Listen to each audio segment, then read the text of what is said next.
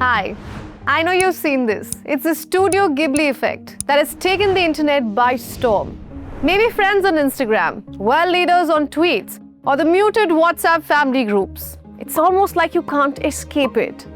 There is also a raging debate about AI versus artist. It's tough to pick a side. I'll be honest, I haven't found the right answer myself. And this definitely calls for an episode. But that's not what I want to talk about. I want to talk about how we should look beyond. What if I tell you that Japan has been living under this Ghibli filter since forever? I'm Ananya Dutta. This is Now You Know.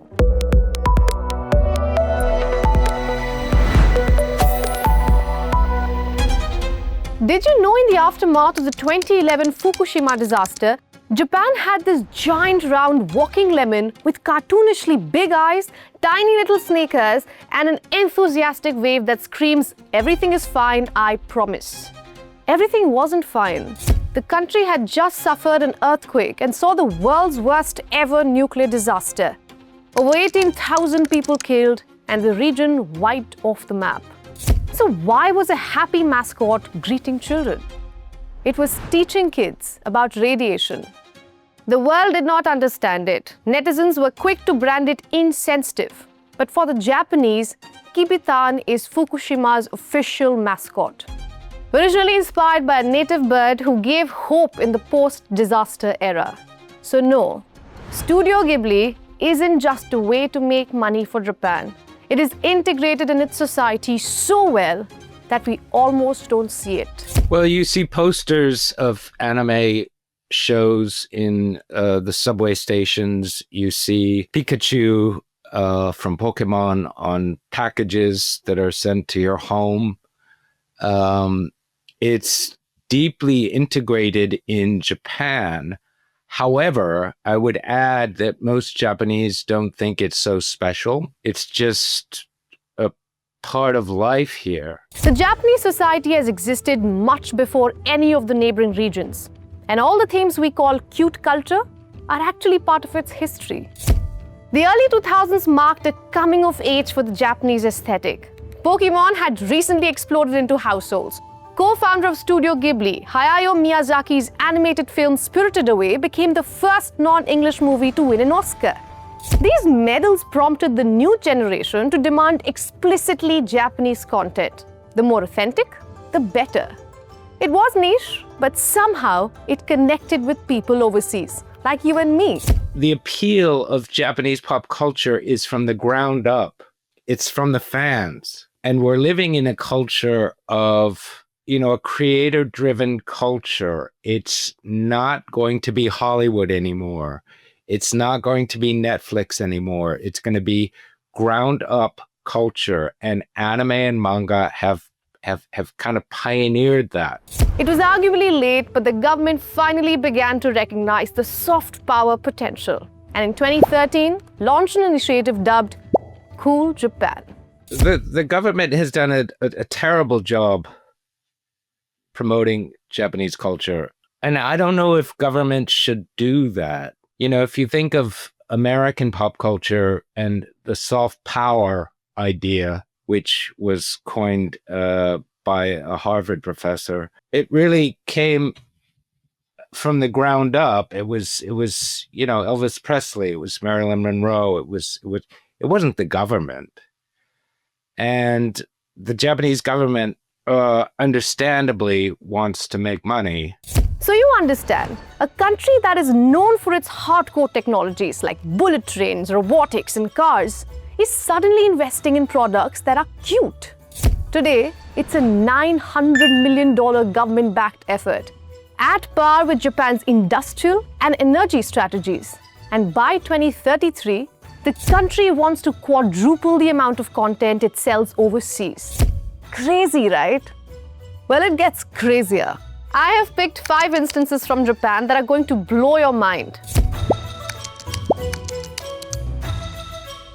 You throw a stone today and will hit a person binge watching an anime. That's how common it has become. Let's understand how we reached here. Japan cleverly integrated anime and diplomacy. Like in 2008, Popular cartoon character Doraemon, which by the way I grew up watching, was chosen as the first animation ambassador.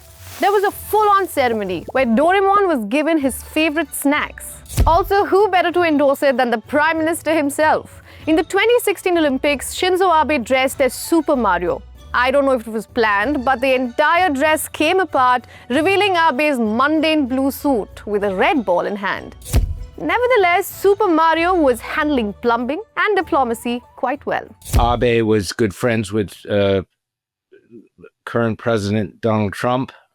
He knew how to play the game. He was very good at playing the game. And I think, you know, when he did the Mario thing at the Olympics, it was you know, kind of playing an American game. Did you know Japan's military actively uses anime characters to attract recruits?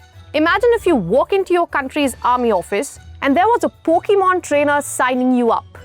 Japan says it's a way to attract the young generation. They are clearly taking the catchphrase, "Gotta catch them all," very seriously. We also have to talk about Studio Ghibli specifically. Almost all animes have the same themes, you see.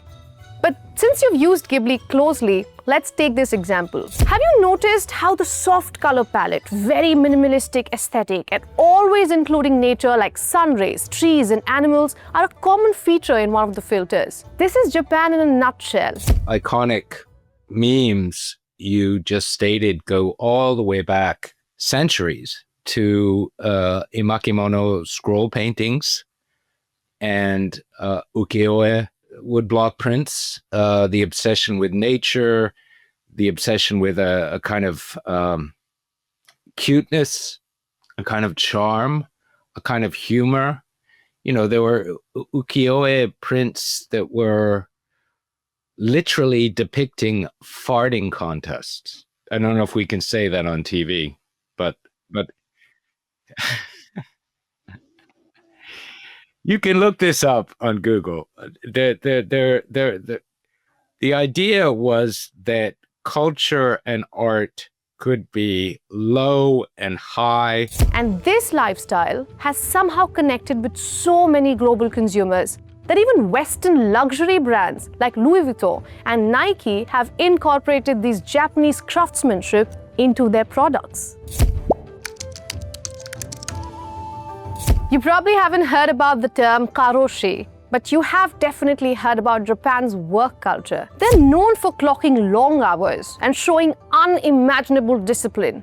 It also stems from the long-standing tradition of karoshi, which basically translates to death from overwork.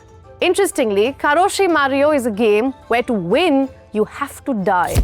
I'm not promoting this kind of culture, but modern companies are looking at this like their Bible. Sony, Toyota, and Nintendo have incorporated this into their work ethics. And then, of course, comes food. Ever noticed how sushi spots keep popping up everywhere? That's no accident. We see animated ramen bowls and bento boxes that look irresistible. But since we can't taste them, we obsess over them. So years have gone by, and suddenly, you are ordering miso soup and matcha noodles from the comfort of your bed. And if you're in Los Angeles, congratulations. You are in the sushi capital of the world outside Japan. So what's the takeaway?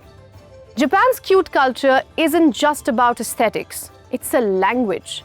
It speaks to nostalgia, comfort, and a sense of wonder that has managed to transcend borders. And at its core, Japan's soft power is like a Studio Ghibli film. You don't always know where it's taking you, but you're more than happy to go along with the ride.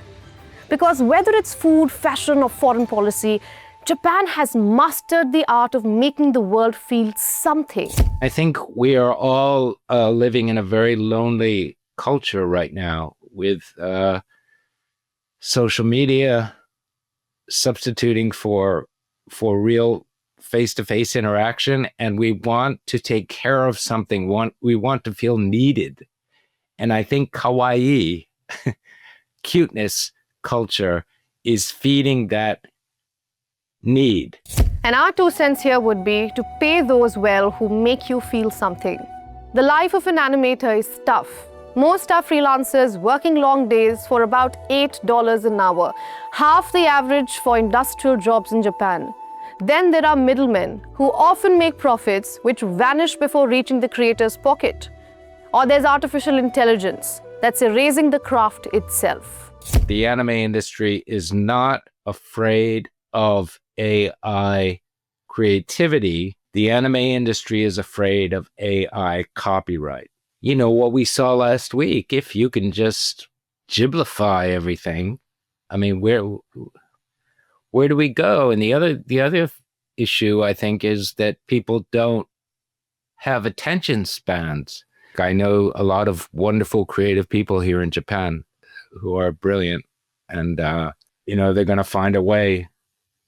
I think creativity always finds a way. So if you ever found yourself craving sushi at 3 a.m., humming a Pokémon theme song, or wondering why cherry blossoms make you emotional, Japan just got you.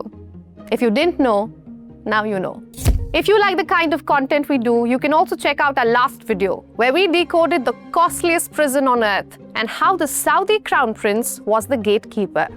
You can also comment below our videos to tell us what you would want to know next. Till then, goodbye.